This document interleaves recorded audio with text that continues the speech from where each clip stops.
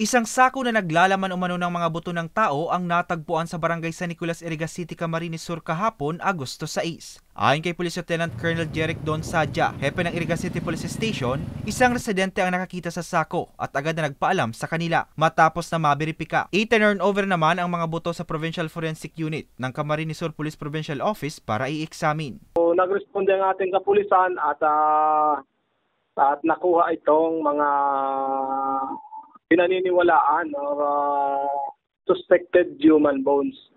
Dati umanong basurahan ang lugar kung saan nakuha ang sako. Balak daw sanang magtayo ng kubo roon ang residente, kaya nilinis niya ang lugar. Wala naman daw na naiulat na nawawalang individual sa nasabing bayan. Hintayin po natin na magbigay ng report or scientific result ang ating pong authorities para po ma-confirm natin ito. At ang hindi po mag-alala yung mga kababayan at na nakakabasa ng kanilang mga post na hindi pa naman po confirmed yung balita.